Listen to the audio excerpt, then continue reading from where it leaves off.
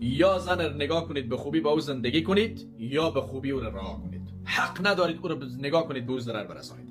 ولا تمسکوهن ضرارا لتعتدوا. نگاه نکنید زن که به او ضرر برسانید.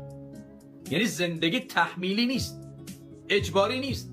این حرف جاهلانه ای که در وطن ما و شما بسیاری تکرار میکنن، با این کالای سفید عروسی که به این خانه آمدی مگر با این لباس کفن سفید از این خانه بیرون بشی. دیوانگی است.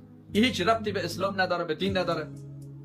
این گپ عرف مردم است، این گپ عادات مردم است، رسم و رواج جامعه است، نه گپ اسلام.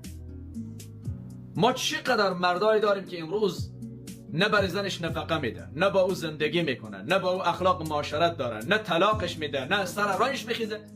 او بیچاره رو معلق گذاشته، خودش به قرار رفته یک زن دیگه گرفته و مصروف معیشت است. این ظلم است. این در تناقض به آیات الهی چنین عمل کردی.